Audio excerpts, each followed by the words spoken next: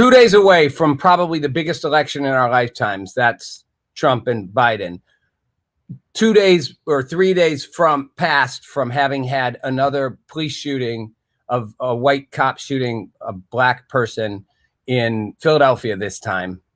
And more censorship and division than ever. Instagram is actually blocking all hashtags because they don't want disinformation out there. We are in an unprecedented time of division. And yet what we really need is to come together. But how do we do that? Especially when if we're honest, the divide is left and right, it's rich and poor, and it's black and white. And those all go together in a certain way. We're talking about it with some amazing people tonight on Rob Nelson Live.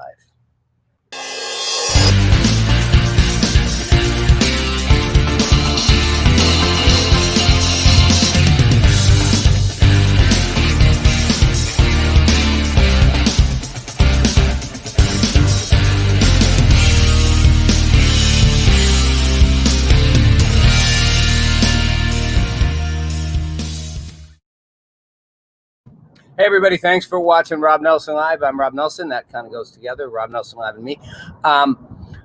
So I want to set this up. I'm going to do a kind of a quick monologue tonight. You know, this is a strange time. And 2 days ago, or a day and a half ago, I'm losing track of time. I hosted a town hall in Jacksonville. That's where I am. I'm in Jacksonville. And I hosted a town hall, which we streamed, and a lot of you may have watched. And basically, the idea was we brought together, pieces of a whole community.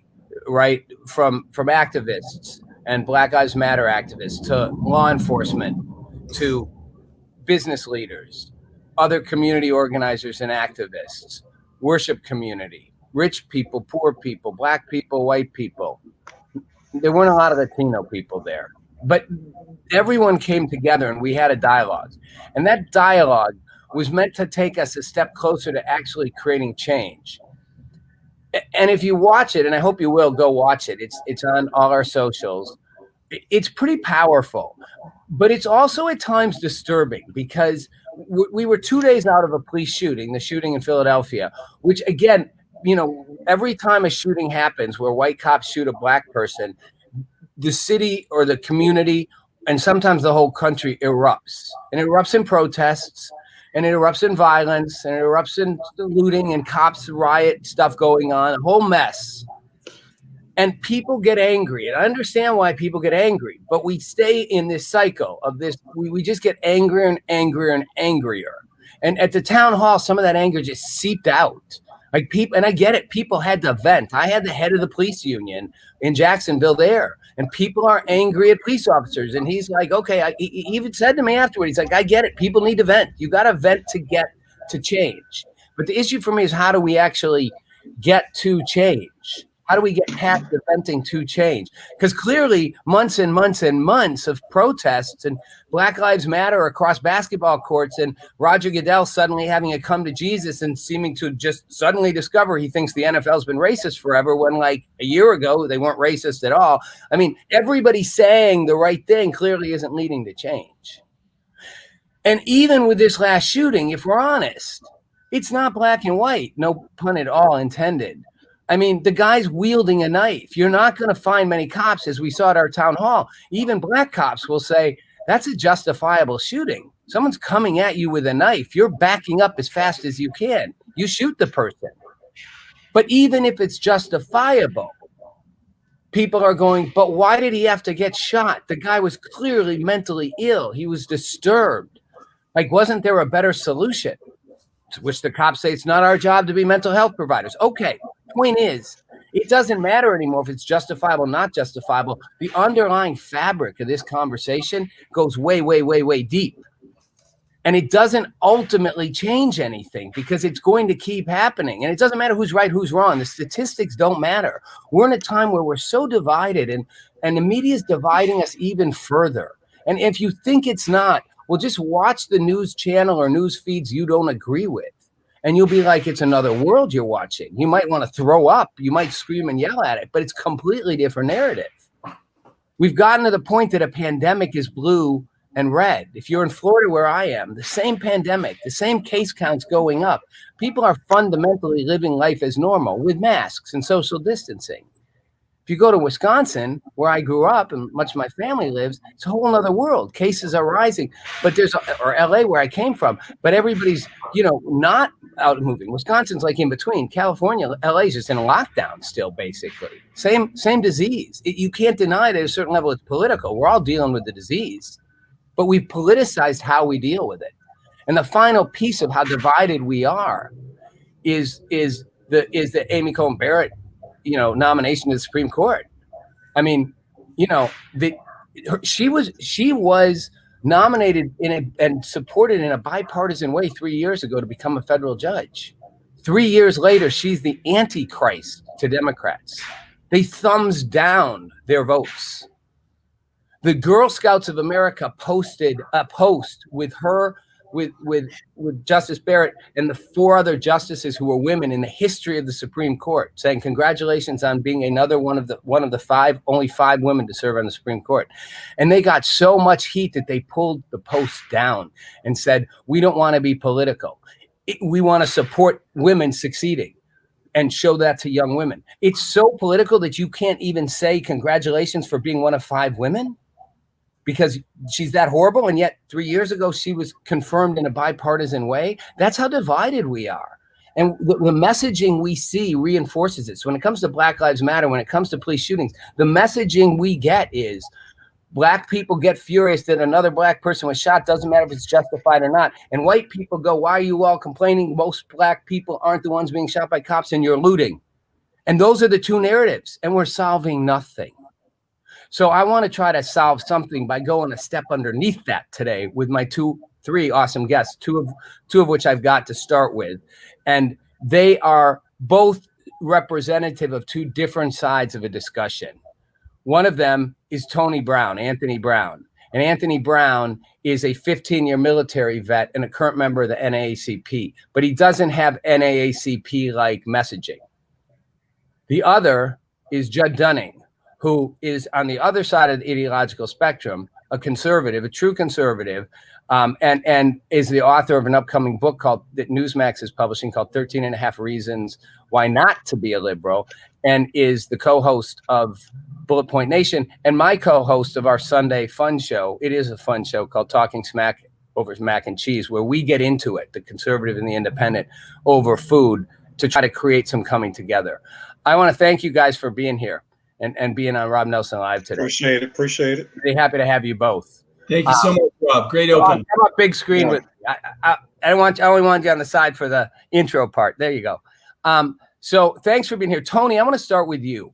I mean, you and I have talked about this before, and I'm fully transparent, how much I've talked to people or whatever. I haven't known you very long. You were part of our town hall, but I've had conversations with you.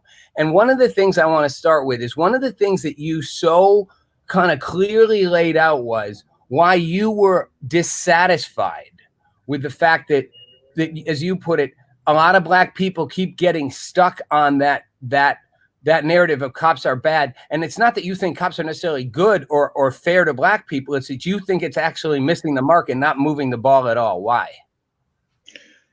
One of the reasons why I'm not necessarily a fan of that narrative is because a lot of these communities don't control the economics and the politics in their community. When you look at the Asian community, when you look at other communities, even some of the immigrants that come in, you don't see them getting shot in the streets with the frequency that we get shot. So one of the reasons for that is domestically and internationally, they have a level of respect. And more importantly, they control the economics and the politics in their community. We are in a country that is decided amongst people who control what they own, and those opportunities are provided by who controls that and who owns that. If you have no control, you have no say-so. If you have no political clout, you have no say-so. And so the cops are only picking on the people who are the most marginalized and the most unorganized, which would be the Black people in the country today. So once Black people redirect and really focus in on the root cause and the real issues, which is controlling the economics and the politics in their community, politically, they can insulate themselves like other demographics of people. I want to let Judd jump in, but before I do, I like to sort of ID people. Judd always knows I call him a conservative because he is one. Tony,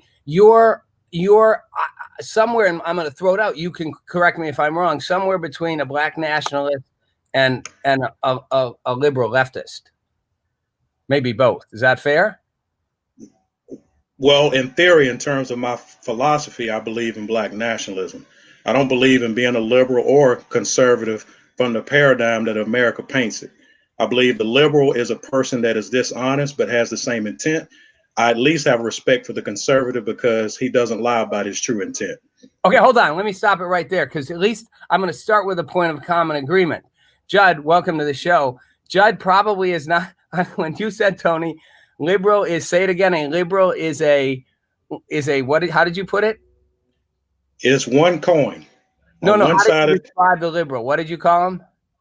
a liberal is a person that lies about his true intent. A conservative is the one who does. Right. Lies about his true intent, which I think Judd would agree with.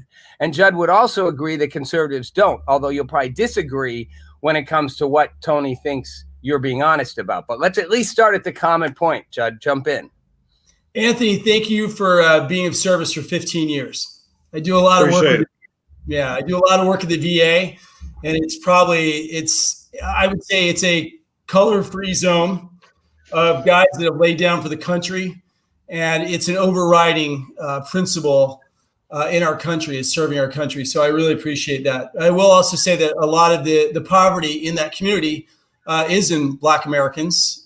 So there are some complexities in the system.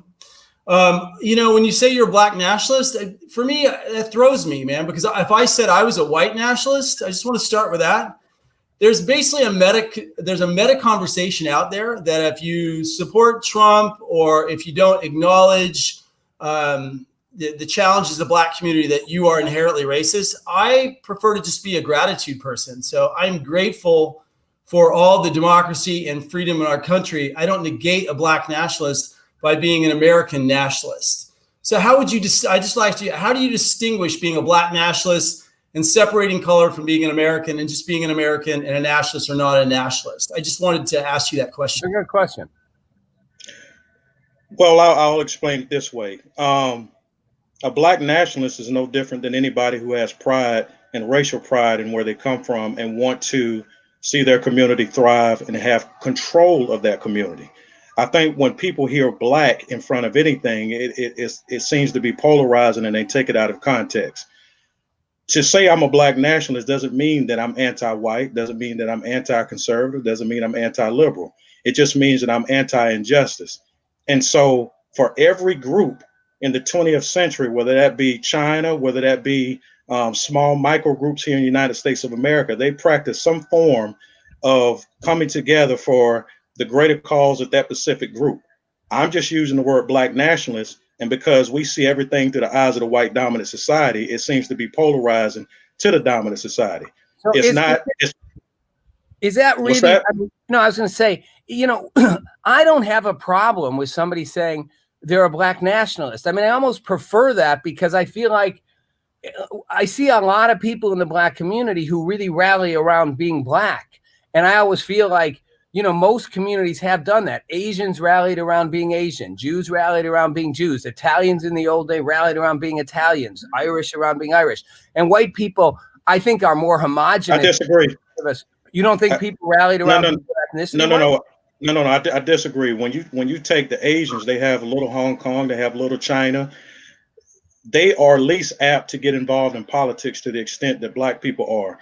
Black folk are more, for the most part, more concerned about social acceptability than they are economically empowering themselves and being in a position to be competitive with other groups. Well, so when you say, Tony, that's where you, Judd, that's where what Tony says, I think oddly resonates to a conservative side, where for people out there, Tony's saying too many black people in his mind want social acceptance, want equality, want to be, and I don't mean that in an Uncle Tom like way. I don't think you mean it that way, Tony, right? They just want to be socially accepted into the fabric, where your point would be, what you need is to have economic power. Is that what I'm saying though is, if I could use a medical analogy, in history, they've made the wrong diagnosis and said that social acceptability improving to people who could care less about how educated you are is going to be the way to be liberated. I'm saying that I'm giving out a new prescription, which is economic empowerment and being able to stand on your own too and being competitive. So wait, but the Judd, jump in. Wouldn't you, as a conservative, actually say you'd agree with that? Yeah, I'd agree with it. I think that this is challenging for me. One, I've got a book coming out nationally on Ingram and Newsmax and Humax. So I want to be careful in these common times. I just want to say I really want to be careful because I'm here with a book coming out, 2 shows on the air. We're in a society where if I say the wrong thing here, that I could actually hurt myself fiscally because of other people's inanities, projections, and distortions about using race as a way to manipulate power in politics. So we're on the same page there. We're in a heavy period of cancel culture. But I would say this, that there's definitely a discussion. If I say anything right now that's inappropriate, they'll say, oh, well, you're white, you're a Republican, you're a racist, prove me wrong. That's in our culture. And I would flip it over and I'd say, you know what, you're a pedophile, prove me wrong. And then I would, call their neighbors and their jobs. I mean, there's an instant judgment to challenge Anthony's position. That's not easy for a white Republican, Christian conservative, heterosexual male to say that you're not going to be thrown into white privilege. You're not going to be thrown into a lot of. Okay, so hold on. So wait, before you finish. Last point. Let me say this one point. No, wait, before you finish. I'm here. Judd, wait, before you finish your thought. Hold on. I want to be clear. Tony, you are not, I want for the record, you are not viewing Judd as a racist for whatever he's about to say. Is that fair? Not at all. You are viewing not at all. No. I don't view him. I don't view him individually as a racist. Right. Okay. I do think. So I want to know. So I want to know. So Judd is. So anybody watching this sees that what Judd's about to say. He's made it clear. I am just trying to express a complicated thought here, and don't throw me in that camp because it's not in the PC vein. So that's where I'm opening. That's where I'm opening because I've been on Rob's show and I tease him. He says, Judd's not a racist. I said, stop saying that because people are going to drop the R naught and put Judd and racist in the same. But I am very sensitive to Americans feeling free, equal opportunity, not equal outcome, allowing us with our free speech, our individual liberty to mine everything we want. Anthony, if you want everything you want, look, we have a black president, we have black astronauts, we have black scientists, we have black rock stars. I mean, pretty much on a societal economic level, every sphere has been touched by a black American. So what do you think is missing for those people that aren't tapping into that dream? Are they blocked by systematic racism that you see as a barrier that's still in place today? Or is it an individual challenge they're trying to overcome? Well, let me just respond to the statement that sometimes I hear about a Jay-Z or Obama or an Oprah Winfrey. Those individual success stories do not gauge the overall quality of life of the masses of black people. You wouldn't say that one gay person that ascended to being a billionaire represents all of the gay and lesbian community. One. The other thing that I want to address too is but I love Ellen. You love Ellen. Anyway, keep going. Well, the other thing too that I want to address is when we say systemic racism, we're talking about things like redlining. For example, I'm an educated black man who was underemployed. And one of the reasons for that is the lack of inclusion into the economic, mainstream, with the lack of ownership. When you talk about redlining, the ability to own homes generationally, that was caused a lot of issues in terms of generational wealth. When you talk about mass incarceration, locking up people for the same things that white people are making millions and billions of dollars off of. So I think we move the goalposts a lot of times. We don't address the systemic issues that keep us from actually getting on the same equal level playing field with everybody else. So those are just some examples of what we're talking about. Yeah, and I want to come back to that level playing field and the goalpost idea in a second. I want to take a step back. Just the first thing you guys talked about when Judd, you said, Obama and Anthony, your response was, don't. I think it's a great example. You don't judge all gay people because one gay person has a talk show or one gay person in power. But this is the other side of that coin that I think people don't look at, which is that is true in my opinion. But it's equally true when people say America's a racist society. A racist society would not elect a black man president 2 terms in a row to the most powerful position in the free world. That doesn't mean all black people are getting access or there are systemic problems, economic problems that you're talking about, Tony, but it does suggest a truly racist society. South Africa, 40 years ago would not have elected a Nelson Mandela to be president before the rip. I'm just saying you can't have it both ways. It's not representative of all black people. No, let me finish. It's not representative of all black people, but it is the most powerful position in the free world. And a totally racist society never would have let that happen. Well, let me respond to that. In our society, we have what we call the black bourgeoisie or a black overclass. Their purpose is to maintain the status quo and convolute and confuse the waters of justice in terms of the optics of black people being in high places. Obama was nothing more than a supervisor. I would make the argument that he was allowed to ascend as fast as he did so he could put black people to sleep. When you look at all the elected officials, when you look at all the elected officials since 1964, you had over 9,000 of them. In most cases, when you look at these elected officials, the area and the quality of life that they represent has gone down and has not improved. And the reason for that is black people, most and large, are not funded by the same community that they're trying to represent. The Democrats or some other sponsorship funds these black politicians. And these black politicians feel as if they can't do anything for their main constituency. So it doesn't matter about Obama being there if he's just going to be a supervisor or a tool for systemic racism. Okay, go ahead, Judd. Go ahead. First of all, I didn't mention Jay-Z. I'm not a fan. No kidding. Oprah, I am a big fan of Oprah. Their predecessor to Rob Nelson's show, because she brought to the light of day real family problems. She was a really amazing force in that level. So I do acknowledge her. I was more talking about if you do a pan of science, business, and politics. There's a pretty balanced presence now in our common day culture. So I agree with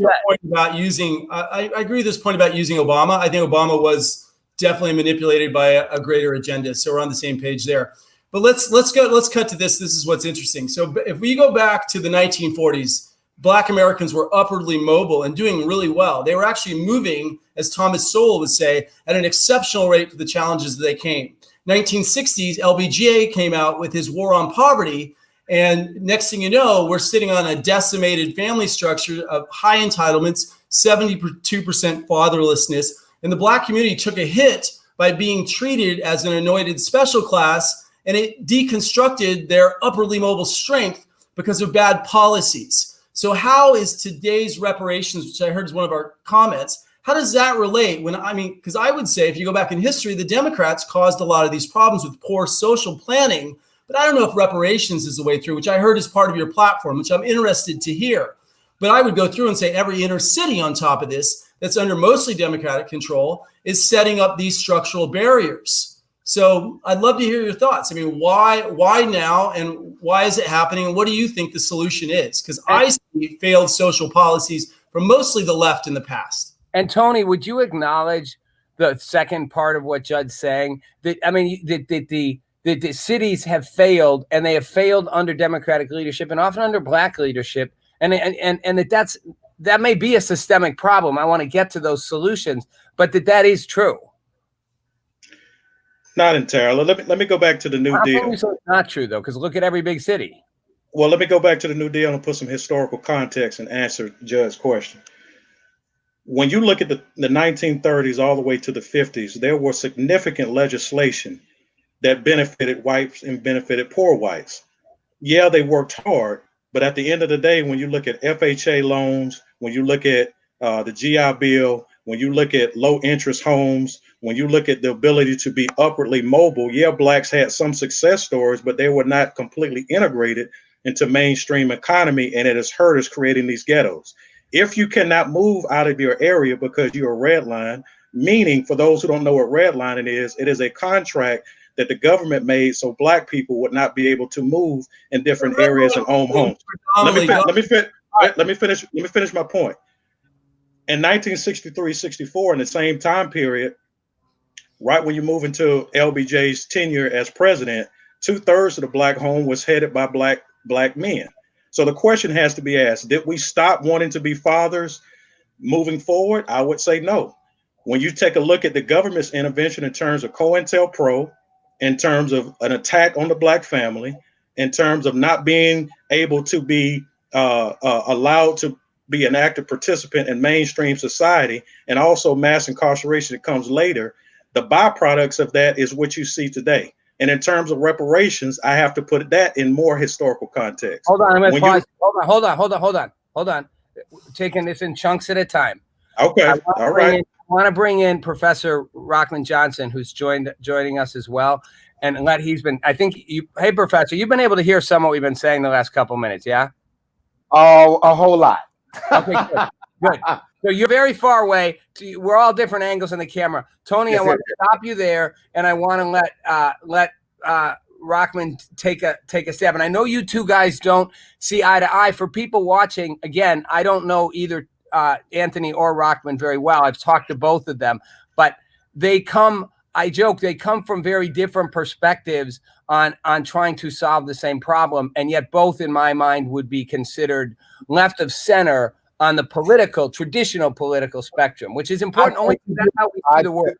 I hear you. I tend to differ. I don't think that he and I see too differently apart. We may be approaching the same place to get at the same from different angles, but we pretty much see eye to eye on many things. And I wouldn't quite put me in the left to center category, but hey. You wouldn't. So wait a minute. Fair enough. Where would you put yourself? Definitely moderate, right in the center. Yeah, moderate center. Absolutely. And Tony, you put yourself as neither moderate or not. You'd put yourself in a unique camp called Black nationalist. Not necessarily. It's whatever is applicable for the time. Absolutely. Whatever's applicable. That's the problem when we try to quantify and put people in these tiny boxes and say, hey, right. You're a Black nationalist, you're a blue dog Democrat, or you're a yellow dog Democrat, or you're a conservative in this space. What we have to do is be what is necessary for the times. So and by the way, I partly did this, you guys, to get that thought out there. Anybody who watches my show knows I hate the boxes. I call myself an independent because I don't want to be put in that box. And I'm pointing out that as a society, we do that. So thank you, Rahman, for saying it that way, because I think we really do that with conservatives and Black people. Those are the two groups that get put in the box the fastest. You're a Black person, we put you in the box of what kind of Black person. You're a conservative, we put you in a special box all by yourself, that people who are liberals are like a special box in hell. You're a conservative. And we lock you in a box and you can't be anything else. So Rahman, you've heard what we're saying. What's your perspective kind of taking through what Tony was saying, about leading up to the reparations and how the idea that Black people have failed in these communities, and I'm paraphrasing you, Tony, but that it's because they've never had the ability not to, and it's sort of built in, and it's built in a cake. Well, there's work to be done. I mean, I'm not going to say that it's a done deal, that writing a check and giving reparations is the end all and be all, but it certainly goes a long way. It certainly gets things started. When we look at the systematic inequity that has happened in this country, that has been in education, that has been in employment, that it has been in so many different spaces, when we look at that, even in political life and those who choose public service, it ends up with people of color being at the bottom of the spectrum. So as an African-American person myself, it goes a long way to start, but you can't equal anything out with just writing a check. Like, let's take a look at what happened. They wrote a check in Kentucky. Breonna Taylor's mother was just given $12 million, but the cop wasn't convicted of anything. In fact, the cop was the cop that was convicted, and we won't say his name here, it was done because he said, what is it, wanton endangerment, because he shot a wall. Because he stepped through the wall, right? Right. Not one of the bullets that hit any of the people that hit Breonna Taylor with those bullets were charged. So when you look at that, they did get $12 million for her family, but what good is that payment because Breonna's not here? And the same thing happens when you look at the systematic inequity in America. So go ahead, Judd. Go ahead. It's interesting because there's so much going on with system. And nice to meet you. Nice to meet you. Very, very much. So much going on with the systematic dialogue, right? There's critical race theory. There's the 1619 project, right? It's like we have these we're destroying statues. So we're creating this a new generation is like, oh, we are this nation with all of these problems, which I think a lot of it was blowback to how the current administration is trying to push us into greatness, actually on a deeper level. But so when you have this constant dialogue going on, how would you make reparations? I mean, the real issue is 343,000 Black Americans were originally brought here. 2 million died en route, right? We're one of the lower slavist European, post-European companies. Then we've got the GNP we've got to calculate. Then we've got the people in the next level. And then most people like, Shelby Steele, David Webb, Larry Elder, Anthony Brian Logan are saying, hey, we don't want any accommodation for weakness. We just want to be told we can march forward free and unhindered. So that's a real deep psychological, dangerous thing to play with. Is some people will become victims when you acknowledge the pain in the past. Many people just need to march forward. Let me jump in right quick and let me address something Rahman said.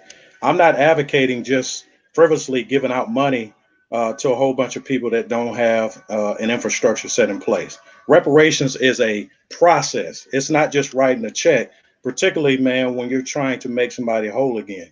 I would say, you would have to give land. You would have to set up reparation banks. You would have to set up schools. You would have to put Black people in a protected class so they no longer have to go through some of these policy issues that they have moving forward, something that would really move them forward in terms of being competitive with folks who have exploited them.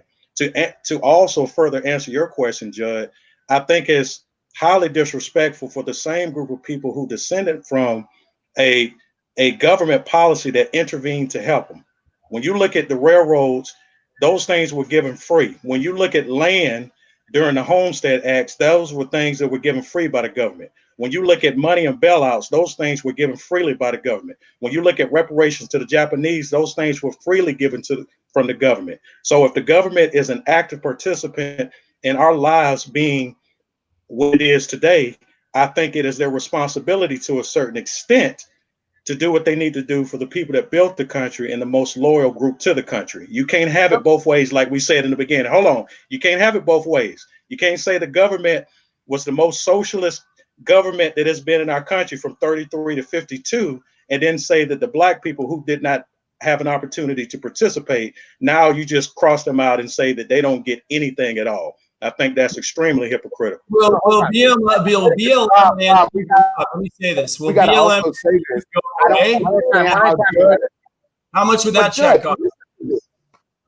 Judd, I mean, and Anthony's on the right path. I just looked up some statistics. This is a story, and I like as a journalist, because I'm coming to this more as a journalist than as having one side or the other. So that's why I don't think you can put me in a specific angle or side as I'm appearing here in my capacity. But I'm looking at this story about Tony Burroughs. His great-great-great-great-grandfather was freed from slavery in 1806 by a white woman from Pennsylvania. In her last will and testament, Margaret Hutton said that David Truman, who was the great-great-great-great-grandfather, was to be given $8 and to taught reading and math. Okay. His family, now that's about $165 in today's money. His family was not able to own a home until the late 1960s. This is a man who was freed from slavery by his slave master prior to Juneteenth. So what that tells you, and then the United States of America did this, because the slaves were freed, they did give money to the plantation owners because they lost property. However, the 40 acres and a mule that they were supposed to provide, no one ever got it. So for someone now to say, oh, well, they should just march forward, that's ludicrous at its inception. And it speaks to the white privilege that people who have not traditionally understood this don't even have the empathy to say, you know what, perhaps I benefited from something that I did not even know about. But so that's the arrogance that comes about. Okay. And that's your okay. I'd like to respond to that. So no, let me say something. No, I'll let you have a chance to respond to that, Judd. So, but here's my thought when I listen to you guys talking. And Rahman, I'd be the first to say, I know I benefited. I benefited from all kinds of things. Doesn't matter that my family didn't descend from here, that my grandparents are immigrants. I know I benefited from a society, a culture. I think this is where I run into a challenge to you guys.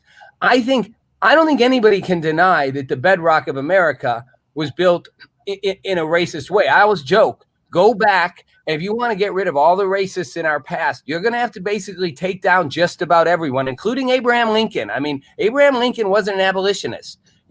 Chase was. Samuel Chase was. Abraham Lincoln, said, I would have kept slavery if it would have kept the Union together. I don't think he liked it, but I'm just saying, that I get that we benefited and we built on it. And I don't think many people really deeply down don't accept that. I do know a lot of people say, but that was a long time ago, which, so we have to move past it. You can argue that. But the point I get to is what you guys are saying gets shut out by so many white people that it seems like we're not going to move the ball forward if we don't find where that common ground is. So you can say that's white privilege for you to say move on.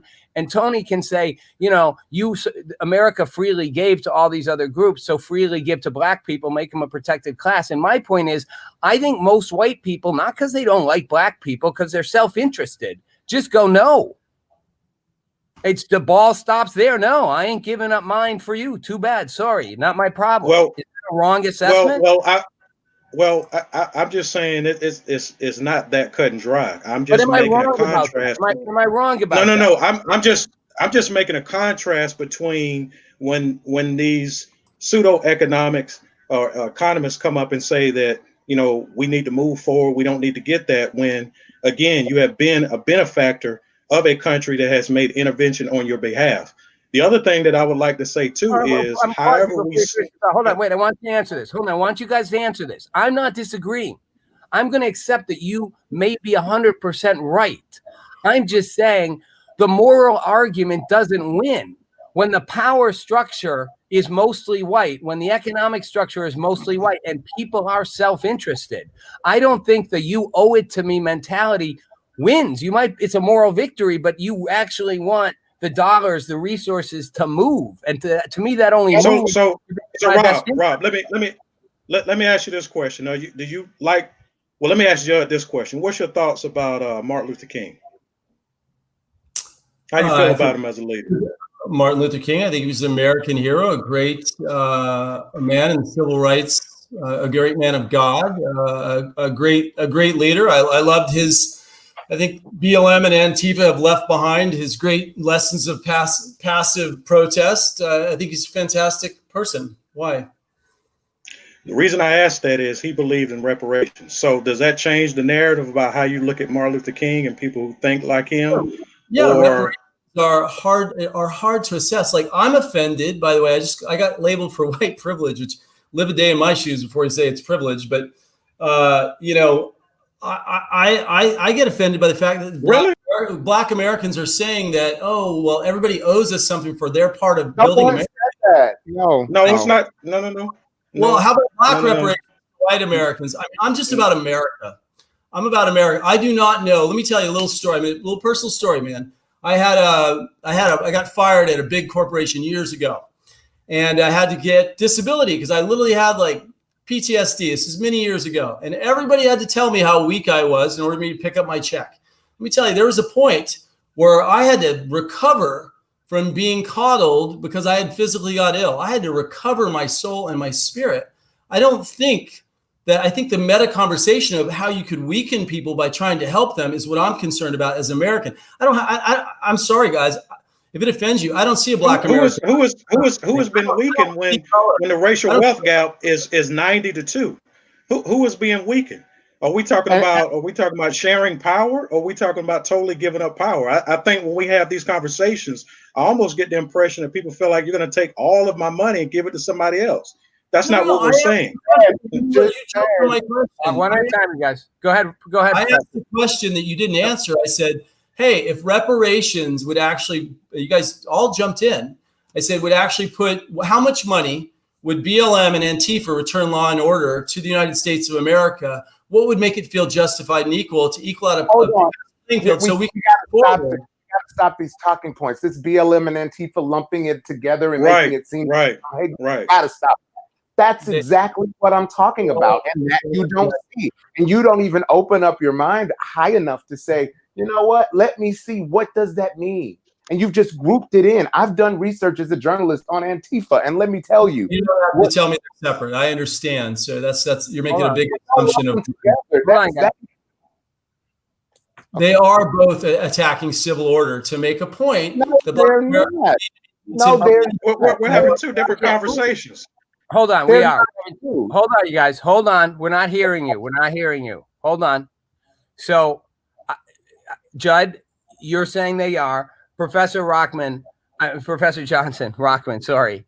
I mean, I think this is what I'm trying to say. The divide, you can say, Judd, it's not about color, but the divide is over color because, Rockman, when you say Antifa is not attacking civil order, you are going to find, you got to quote.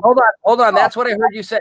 That's what, hold on. Your audio, hold on. What I said, I cannot lump Black Lives Matter and Antifa together. That's exactly what I said. Okay. Listen.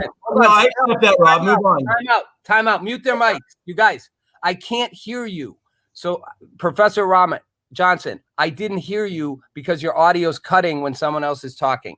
So, guys, one at a time. Thank you. Professor Johnson, I didn't hear you say that. I thought you were saying when you say Antifa. So I apologize. So you're saying don't lump BLM and Antifa into the same camp. Is that accurate? That is very accurate. And then create this massive group that then becomes this boogeyman, that everybody, and that's what it seems that's happening.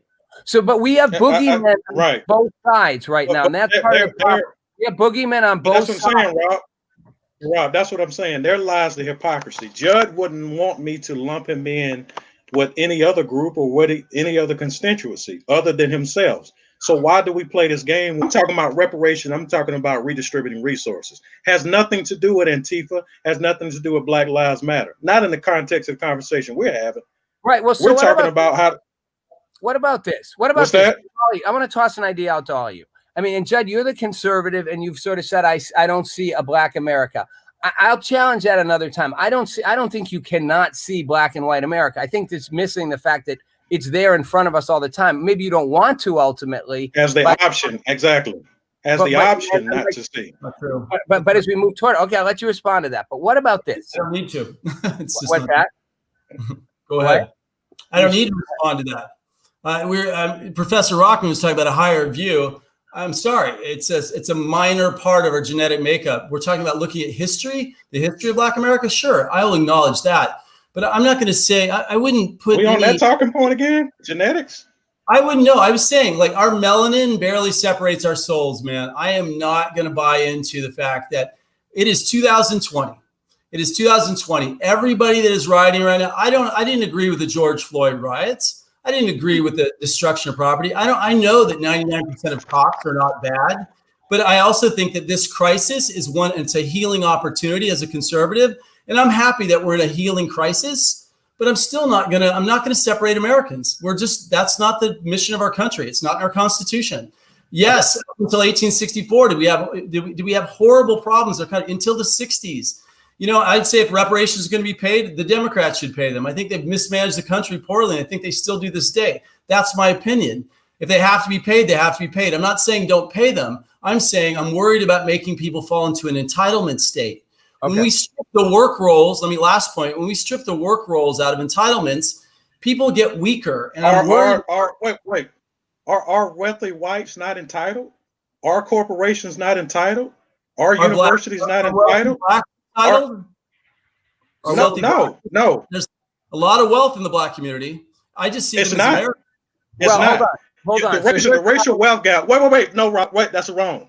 The racial wealth gap is huge. You're talking about 90% of whites control all the cumulative wealth, and maybe a little bit over 2% for blacks. So I don't know where this wealth that you're talking about. First of all, white and Black economists. The population. Where's the wealth? Right. First of all, start there. Second, throws the ratios that you're trying to use. But the second thing is look, I said at the very beginning of the show, there's systematic problems in Democratic running cities where we're not giving people opportunity to break their bonds. And a lot of it, you said at the beginning of the show, was political and corporate. And I agree with you. It is political and corporate. But I'm not going to keep banging the anointed class victim card that Thomas Sewell, Larry Elder, and so many people I respect in the Black community say, don't weaken us, empower us. So we are here talking about reparations. I'm just sorry. I will sidestep racism. I know I'm not, and I get told all the time I am just because I support a disruptive president. That's what it's like to be a conservative Republican in 2020. I think your point is valid. You want to see some way to equal the playing field. I'm telling you, in a tragically broken system, the best way forward may be just empowering people, not reparations. So that's what hold on. Let me build on that thought and toss this out to each of you one at a time. So, because the problem I have is that I hear what you're all saying, and Tony, I get where you're coming from. Rahman, I hear what you're saying. Judd, I understand. Even though, Judd, I disagree with the not seeing color, because I just think you can't ignore our history. But that said, you're saying you don't. But the reality is, you can tear down statues. The reality is that if we all want a better outcome, what I'm saying is, are you, Tony and Rahman, are you willing to concede that maybe trying to win the moral victory of getting white people, liberal or conservative, to agree that they owe you because, and then focus instead on, you know what, there is an economic argument to invest and move resources into the Black community. The economic self-interested argument is you lose out as a society when you are letting huge portions of your population fall between the cracks. You're paying for it in crime, in healthcare. You're paying for it in lost productivity. You're paying for it, systematically, we're all paying for it, even though it's not in your community in the wealthy suburbs. But if you made the argument that it's an investment that should be made, and that investment needs to be a transfer of some amount of wealth and resources to create growth and economic opportunity, not because you owe it to me, because it's smart business to do it. Wouldn't that be the same thing if you got the outcome of a transfer of resources? I'm asking, would that be the same? Absolutely. But the issue that we come about is when you say, wouldn't you concede? Semantics is important. Gil Scott-Heron wrote a poem about it years ago. But when you come into the semantics of saying there should be a concession because you just need to get over it, that's where the hypocrisy comes in. I'm looking at statistics right now, the Brookings Institute. These are 2016 Black family wealth in gaps. It says the U.S. evidence has staggering racial disparities as the typical net worth of a white family in America is $171,000. Now I'm talking average, and this is the Brookings Institute. They're nonpartisan. However, it says that the typical net worth of a Black family in the United States of America, if at all, is at the average is $17,150. That's in 2016. And when you juxtapose that based to the numbers that I gave you earlier about the former enslaved man that was freed, it shows you that when you have something at the bottom of a bowl and you pour water there so that the stuff rises, the stuff at the bottom doesn't equal out. It still stays at the bottom. And so what I'm saying to that is, and let me wait, just before you go, Tony, what I'm saying to that, Rahman, is I'm not disagreeing with those statistics. And I don't know if Judd would, but I'll let you each respond. I'm not disagreeing with those numbers. I'm saying if you want to change that we've seen, you've got an entire nation right now that is basically apologized for white privilege, whether they mean it or not. I mean, every white liberal puts it up on their thing. People do long Instagram posts about being sorry for not knowing that they were racist unconsciously. You've got sports leagues, big companies. The moral concession is there. Nothing's changing. It's easy for people to say, I'm sorry we screwed you over. It's hard to move resources. It's hard to transfer wealth. And if you really want to transfer wealth, the transfer of resources, don't call it reparations, call it make an investment in that broken part of the country. We've done that for centuries. We've called it an investment. We've said it. We've said reparations. When people of leadership in this country proposed it as 40 acres and a mule, it didn't happen. But that was a long time ago. Now it's different. No, I'm just saying 40 acres and a mule, be fair. It took us until Bill Clinton was president for the United States to even apologize for its participation. And I just heard someone say moments ago, I think that's narrow-sided, Rob. In Europe, that it's, we were at the bottom of the barrel as the people that came. Right. That's insulting. That's absolutely insulting. I've done the DNA. I have photos of my family here. I know the ones who I've got the documents and records that said it. And do you think that the 300,000 number that you said of people that were cataloged in slavery, that's just what the records show in some cases? You're right. There were 2 million lost in the Middle Passage. But honestly, we will never know the millions that lost their lives here. We won't know the atrocities that happened here. So don't come in telling me we weren't that much of a participant or saying we shouldn't have these things. What we have to do is be open and honest enough to, instead of just balking at it and saying move on, saying let's talk.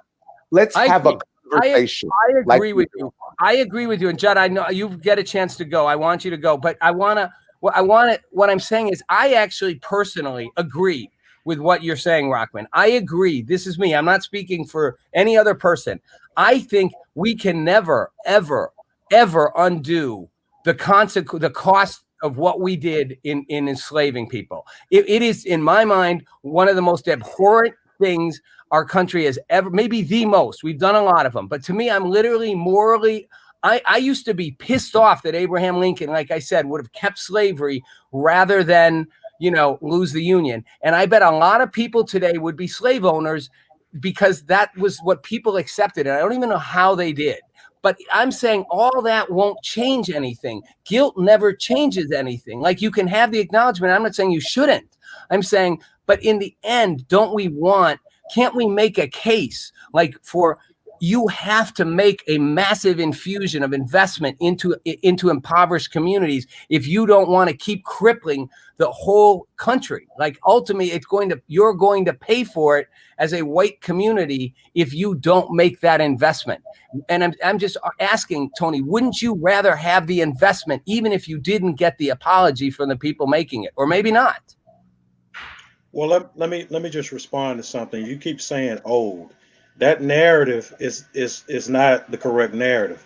The debt, anytime that there's a debt, the debt needs to be paid. And just like anybody else that is full of debt and they die, you still have to pay off that debt. So just because you said that it took place in X amount of years does not negate the fact that somebody still has to take care of that debt. One, it's very narrow-sighted to say that it took place 100 or 200 years ago, because just like in the Homestead Acts and other generous gifts of generosity from the government that were given to white people to uplift them and lift them up, that money stayed in the family, and the equity in that land went up every 20 years.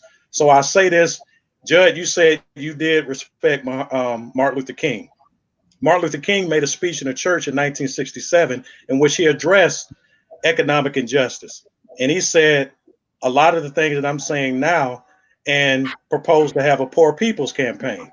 And so if it was good then and you like him now, and I know a lot of history tries to sanitize Dr. King, he was talking about redistributing resources in 67, 68. So here we are in 2020 and we're still talking about the same things. We're still talking about riots. We're still talking about all of that. But what did not take place was a transfer and a redistribute of resources, which in my opinion would have helped the Black community, and we wouldn't have this conversation in depth today. But right, Judd, would you argue? And again, I don't know why you guys, do you think I'm saying this is old? I'm not. I get that the problem still exists. I get that those resources still aren't there. I'm saying I want to figure how we get them there. As a conservative, Judd, would you agree that a transfer of resources, an investment, a massive investment in creative ways, not just a handout of dollars, to infuse into impoverished communities would make sense in a marketplace? I would argue it would make sense in a capitalistic argument to do it, regardless of whether you think it's owed, responsible, whatever. We've lost this chunk of our society. I happen to think it was caused for the reasons Tony and Rahman say, but it doesn't matter why it was caused. At the end of the day, it was caused and it has to be fixed. I want to go biblical for a second. Good man leaves a legacy to his children's children, right? That's a great thing for all of us to strive for as individuals. And what we're talking about is not only wealth, but wisdom. So I acknowledge that both these great men have a lot of wisdom that they're bringing their community, and it's needed wisdom. And right now we're in a crisis of reevaluation. I just want to acknowledge that I appreciate your passion and your clarity and your agenda. I, as your fellow American and your friend, would like to see the idea of reinvestment, but I think functionally how that actually might work and how it might be executed and where that money may go, I think that's probably a fool's errand. It would be very difficult to not weaken the community with a general reparation. It would be very difficult. The opportunity zones right now are a start. I'm in real estate, by the way. So I I know everything you're saying about the history of real estate. And what's very interesting is people don't understand that the history, the systematic racism that did exist was that we built a lot of our project housing for whites during World War II for building projects for the government that were later not serviced, that actually became the black projects through a mismanaged policy. I'd say that Clinton mismanaged the way we dealt with the FHA, the fair housing, and a lot of people got in trouble. And we made a lot of people weaker, and we destroyed a lot of wealth. I think there's a bigger conversation than if I just give my kid who's got to spend, if I just give my kid a certain amount of money, it's one thing. I think you're really talking about the societal imbalances that are mostly, a lot of them sit in bad local and state government management. Okay, but you keep going back. I want to let you. Hold on, I will. Okay. But you keep going back to bad local management, and there is truth in that. And I'm not arguing with that. But what I'm saying is, I don't think Tony's saying just do a handout of cash. I think he's actually wants a form of investment that's beyond just opportunity zones. It's will be a shift of transfer of a certain amount of wealth, but as an investment. Go ahead, Tony. Let me respond to that. What I would like to see personally in terms of reparations or redistributing capital is to empower people who have ideas who just don't have the resources. For example, I'm a fan of vertical business. Vertical business is when you start out at the low end of a business and you wrap it around the majority of the people that are either the majority in that community or majority consumers or consumptions. So for example, let's say fish. Black people eat 9 times more fish than white people, according to Dr. Claude Anderson. So what I would do is, we're in Jacksonville, Florida. Why not start vertically, take the fish out of the water, put it in a warehouse, do the logistics, bring it up to the retail, and then you can empower up the food chain, everybody up there. So it gives an opportunity for those people not only to have ownership, but also to employ the people in that community based around something we know they're going to spend money on. These are the things that I'm talking about in terms of solutions. I'm not just talking about frivolously just throwing out money. I'm also talking about empowering people who are struggling in terms of business owners, giving them an opportunity to really be successful too when they don't have the capital. So when I say reparations is again a process and a broad project that just doesn't mean necessarily that we're talking about just writing blank checks and giving it to people who don't have a strong infrastructure anyway.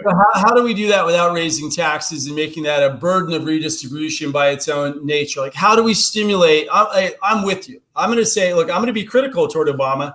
I think he had a massive opportunity to take the psyche of Black Americans that I care and love and do a great job motivating them, building this infrastructure. I didn't see it happen. And I get it. Historically, he was just getting into the office. So how do you do it today without making this a huge tax problem? And we've already got a challenged economy. So where does this money come from? As far as incentives and structures, if that's the way to peace and moving forward, that's awesome. But how do we execute it?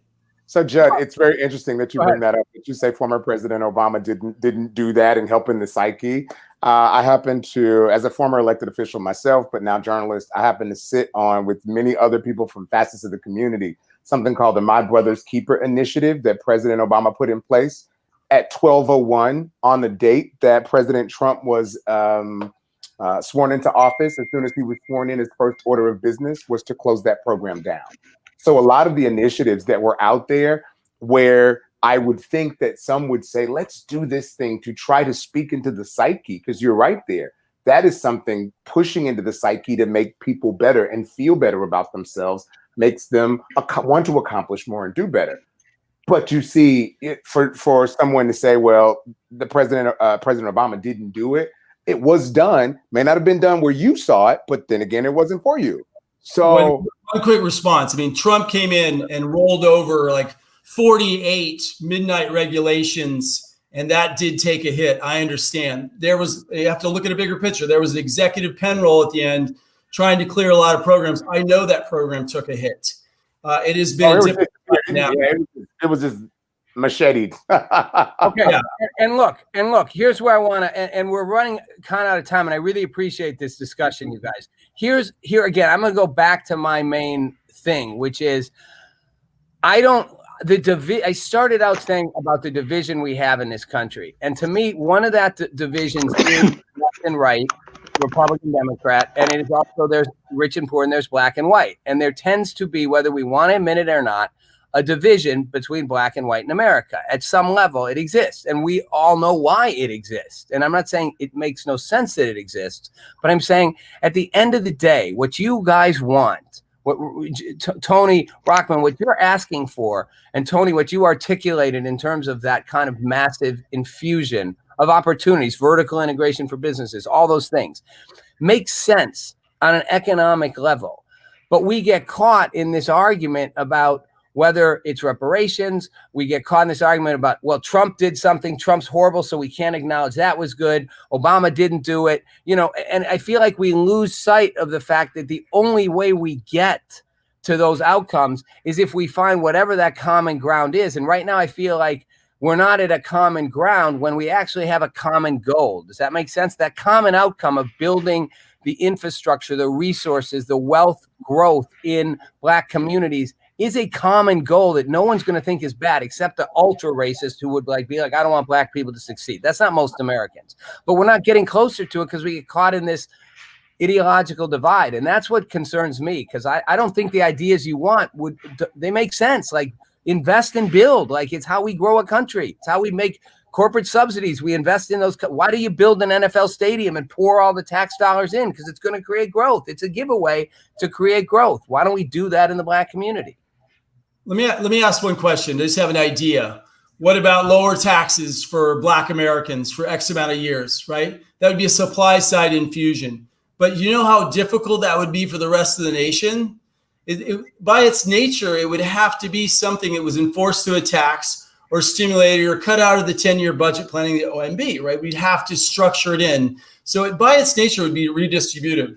So if it's unfair to give lower taxes to black Americans, is it unfair to redistribute wealth to make for reparations? So this is a complicated question. I think this is a great conversation. It's been an honor to be here. I just want to say, as somebody to the right, but the right is not as blindfolded as the corporate media is trying to sell us, and we're not on the other side. All Americans want Americans to come together and move forward, but this is a complex situation. Well, let me say this real quick.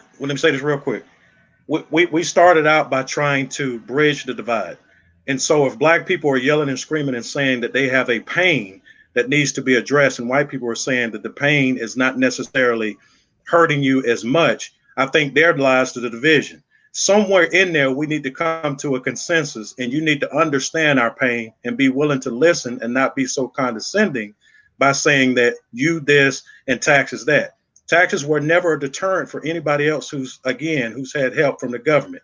So I don't know why that narrative is so strong and continues to be so long as it pertains to black people. At the end of the day, and I'll wrap it up, Rob, at the end of the day, when you truly want to mend a divide between two groups of people, there has to be a compromise in there somewhere. So on the low end for black folks, white folks have got to come to us, and we have to be the ones to decide exactly what happens to any money or any investment that's going on in our community to help the situation. All right, Tony, thank you. I appreciate that. So I want to, we got like 2 minutes left. Each get like a tiny piece of that.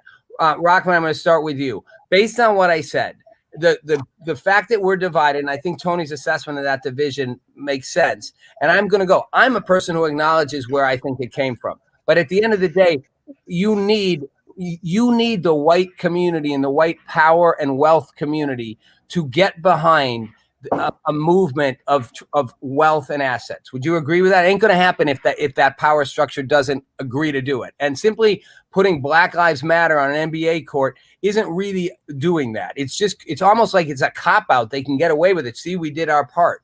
They're not really going to shift those resources.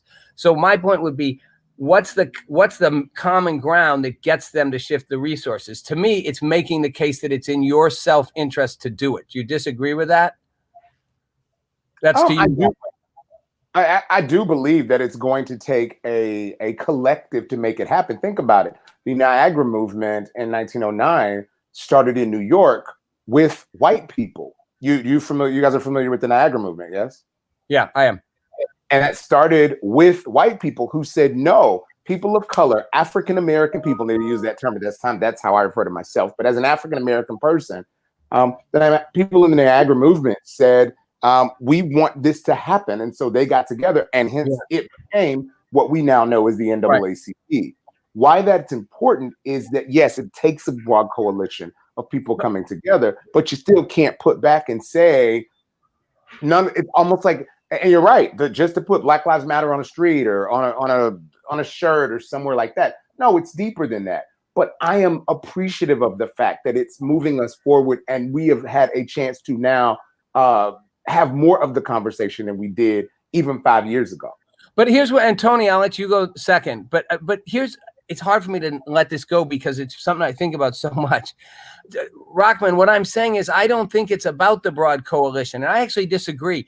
I think a lot of these companies, the NFL's a great example. Roger Goodell doesn't think the NFL's racist. He didn't suddenly have like I said, a come to Jesus and realize he realized it's smart product marketing to say this, and it will eventually go away. We're not going to lose our resource, our asset base. So I think the problem I'm saying is coalitions of coming together is different than saying, why not simply make the argument to the white, wealthy establishment, whatever you want to define, the white economic power structure, that it is in your economic self-interest to do this. Because I can guarantee you all the Black Lives Matter protests and rallies and banners and companies doing it isn't moving a dollar, really. It's not changing fundamentally. And people go home and they're like, okay, I did my part. That's all I'm asking. Tony, you want the movement of resources. Why not make it an economic, it's in your economic interest, and forget the coalition. Just be like, do it. It's a smart thing to do if you want to save a huge chunk of the economy and make more wealth. I do, but it has to be on our terms, though. It can't be in the form of an opportunity zone. It can't be. No. And I say that because that's the birth child out of the Nixon administration, talking about black capitalism. It has to be something that has our best interests at heart. I don't disagree with that in terms of the theory of it, but we need something that's going to have some sustainability to it too. So just as the Kentucky players are one and done, we don't want a one and done in terms of a business venture. We want something, man, that's going to have staying power. Judd, as a conservative, you get put in the hot seat. You feel it. I think, look, you do, but I think Tony and Rahman, would you acknowledge, like, it's a productive conversation to have, even if you guys aren't exactly in the same place, right? We come a little closer. Is that fair? All the conversations are productive. Yeah, it is. I do believe it's productive to have the conversation, but people have to be open and have willingness to say there indeed is an issue. But do you think Judd's not open to that? Do you think Judd isn't open to that? You know what? In my heart of hearts, if you're asking me, I think he is. But some of the things and Judd, this is our first time meeting on this platform, right? And I have, like all of us, if you shake the tree hard enough, somebody that looks like some black folk gonna fall out of your tree and some white folk gonna fall out of mine. You know what I mean? So, even when you talk about trying to, I don't hate anybody inherently. But from the conversation that we had earlier, it seemed like there had been a preconception as to what people of color were looking for, or the acknowledgement that was necessary, or even the things that were done. So that's all I'm saying. Yeah, we can have the conversation, but in the words of Iyanla Vanzant, let's call a thing a thing. Let's say, here are the things that were done. Let's say, here are the ways that we can move forward. Let's have the tough nails to the road conversation to say, you know what? I might have benefited a little bit because I looked the way I did. And you might have been adversely affected because you look the way you do. That's how we start the conversation. Not saying, oh, well, you know what? It's been 200 years, 300, 400 years ago. Get over it. I kind of like that. Judd, you get 30 seconds because we're out of time. 30 seconds to Judd. I have a statement that we use on our show is everybody's got their own personal Baltimore, and it tends to offend some of my black guests. And what I mean is that ultimately the suicides, the incest, the alcoholism, the struggles of life, just to hew out an effective and powerful life in America is a human being problem. I don't feel as part of the collective as you guys are with each other as human beings that I owe anybody anything for the history of the past that made this imperfect and powerful diametric republic as prosperous and free as it is. It doesn't affect my love. It doesn't. I have zero disrespect. Are there still pockets of unconsciousness out there? A few, but so few. We're changing. We're doing great. I don't think it's an economic solution. I think it's a faith and an inspiration and a leadership solution.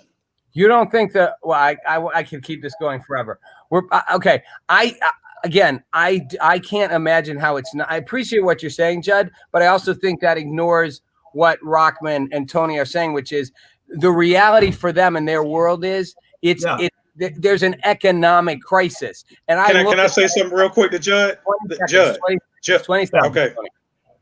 Yeah, Judd. What I want to say though is the litmus test would be us having a communication and us talking, and you coming to Jacksonville and me showing you some of these areas and some of the ideas that we have. But the problem though is the ideas don't mean anything if they're not married to any resources.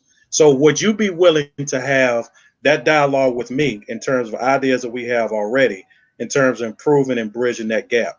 Or is this just a dialogue that we're going to have more intellectual masturbation? No, I appreciate that. Look, simple question. Will you have the dialogue with him? Yeah, I just want to say, besides being in politics, I am in real estate, commercial real estate institutionally. Okay. And we are looking at solutions for homelessness and storage containers and ways to give back. I'm always here. I believe that our market and we will lift each other up. Of course, let's have a dialogue. Yes, he has a very specific dialogue, not as he called it, intellectual jerking off. Let's have a dialogue about the solution. Okay, I like that. It's a step. It's a step, one step toward it. You guys, will you all agree to come back and have this conversation again with me? Because I think we just started it. Yeah? Absolutely. Most definitely. Right. Okay, great. All right, I get my closing thoughts, and then I'll see you guys on the other side of Reddit stream. All right, everybody, thanks for watching. That was like chapter 1. And it's an awkward conversation at times, and it's a difficult conversation. And look, everybody doesn't agree, and that's why I'm doing it. I mean, I know that, the conservative Judd Dunning is not going to necessarily agree with Tony Brown or with Rahman Johnson. I know there's going to be disagreement. I'm not doing it to create a clash. I'm doing it because it's, as Rahman said, if we don't actually start dialoguing, and Tony, every one of us said, you've got to find a common ground. No one's going to just give up their ideological views. No one's going to just suddenly throw what they believe out. But most of us are avoiding having the conversation that has to happen to bridge that gap. Can't happen if you're having it with someone who already agrees with you. Got to have it with the people that don't. Got to have it with all the different players in order to pull it together and find a common ground. So if Tony and Judd start dialoguing, maybe we'll find some solutions and find ways to build it here in Jacksonville. Either way, you got to be part of the solution, not part of the problem. So that means start having the necessary conversations. So tonight, have one. Go in a Facebook group you don't like and have a conversation with them. Have a dialogue and listen to what they're saying. It's the first step toward making change. I'm Rob Nelson. Thanks for watching.